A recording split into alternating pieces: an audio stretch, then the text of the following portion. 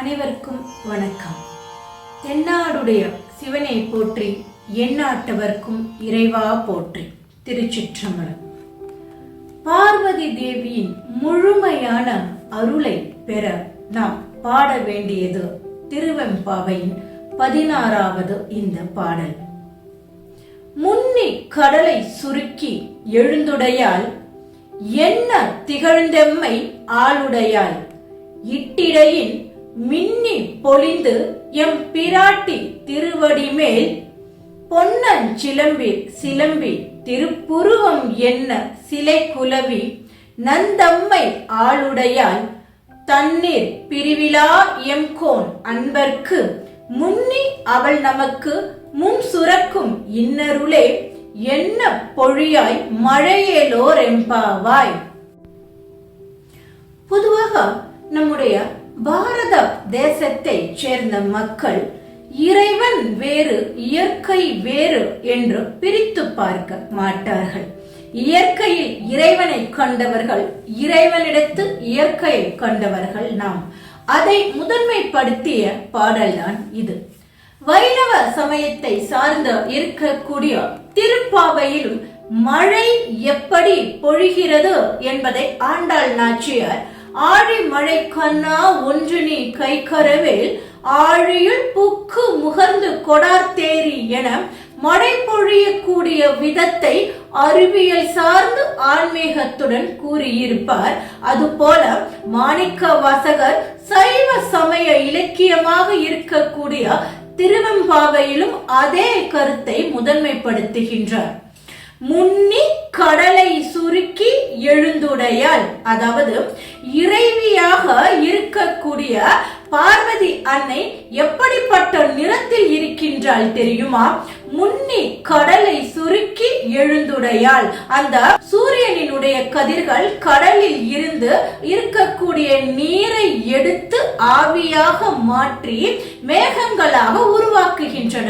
அந்த மேகங்கள் எப்படி கருமை வண்ணத்தில் இருக்குமோ அது போன்ற கருமை வண்ணத்தில் இருக்கின்றாளாம் எம்பிராட்டி. அதைத்தான் இங்கு மாணிக்க வாசகர் முன்னி கடலை சுருக்கி எழுந்துடையால் என்ன திகழ்ந்தெம்மை ஆளுடையால், அவள்தான் அந்த பார்வதி தேவிதான். பச்சை வண்ணத்தில் இருக்கக்கூடியவள், கருமை வண்ணத்தில் இருக்கக்கூடியவளாக இருக்கின்ற பார்வதி தேவிதான் என் மனதை ஆட்கொண்டவளாக இருக்கின்றாள் என்கின்றார் மாணிக்க வாசகர். என்ன திகழ்ந்தெம்மை ஆளுடையால் இட்டிடையின் மின்னி பொழிந்தும் பிராட்டி திருவடி மேல் என்கின்றாள். இட்டிடையின் மின்னி பொழிந்து என்றால் அந்த மழை வருகின்ற பொழுது மின்னல் வெட்டுகின்றதல்லவா, அந்த மின்னல் எப்படி இருக்கின்றது? எம்பிராட்டியாக இருக்கக்கூடிய பார்வதி அன்னையின் இடை போல இருக்கின்றதாம். அதைத்தான் இங்கு மாணிக்க வாசகர் மின்னி பொழிந்தும் பிராட்டி என்கின்றார். அடுத்து மழை பொழிகின்ற பொழுது இடியோசை கேட்கும் அல்லவா, அந்த இடியோசை எப்படி கேட்கின்றது? திரு அடிமேல் பொன்னம் சிலம்பி என்கின்றார். அதாவது என் பிராட்டி அணிந்திருக்கக்கூடிய அந்த சிலம்பு கொலுசு இருக்கின்றதல்லவா, அதிலிருந்து வரக்கூடிய ஓசைதான் இடியை போன்று இருக்கின்றது என்கின்றார். திருப்புருவம் என்ன சிலை குலவி என்கின்றார். அந்த புருவம் எம்பிராட்டியினுடைய அந்த திருப்புருவங்கள், அழகிய வளைந்த புருவங்கள் வானவில்லை போல் காட்சி அளிக்கின்றனவாம். என்ன ஒரு இயற்கையின் மீது பற்று இருந்தால் மட்டுமே, இயற்கையின் மீது அதீத விருப்பம் இருந்தால் மட்டுமே இயற்கையை இறைவியுடன் ஒப்பிட்டு பார்க்க முடியும். அன்றைய காலகட்டத்தில் இருந்த நம்முடைய ஆன்மீக சான்றோர்கள் அனைவருமே இயற்கையின் மீது விருப்பம் கொண்டவர்கள்.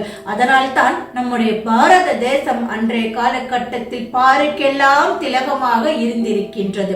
இயற்கை வேறு இறைவன் வேறு அல்ல, இறைவன் தான் இயற்கை, இயற்கை தான் இறைவன் என்பதை மிக அழகாக சொல்லி இருக்கின்றார் இந்த பாடலில் மாணிக்க வாசகர்.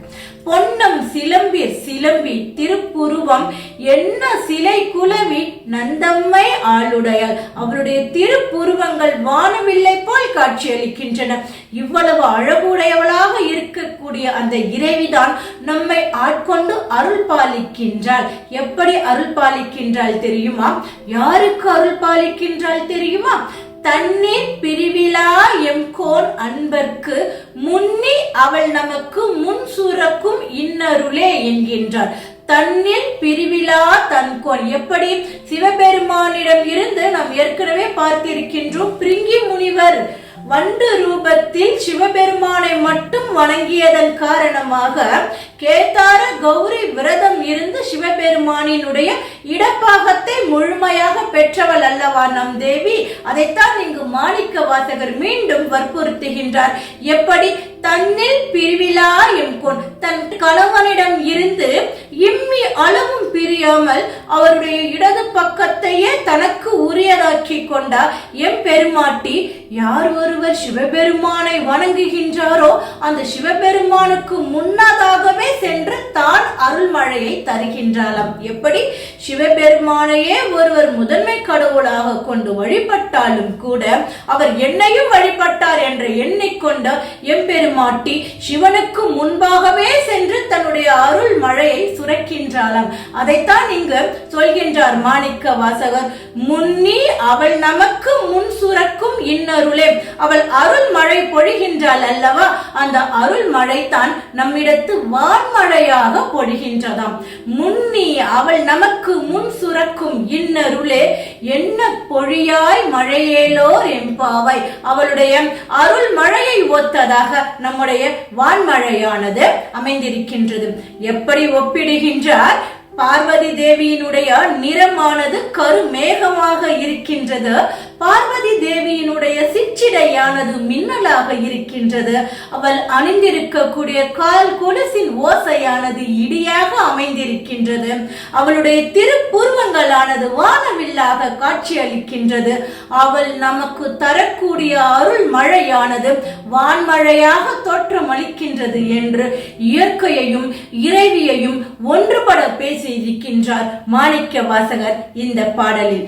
இந்த பாடலை நாம் பாடுவதன் மூலமாக வான்மழை எப்படி பூமியை குளிர்விக்குமோ அதுபோல இறைவியினுடைய அருள் மழையானது நம் வாழ்வையும் குளிர்விக்கும் என கூறி விடைபெறுகிறேன். நன்றி, வணக்கம். நாளை 17ஆம் பாடலில் சந்திப்போம்.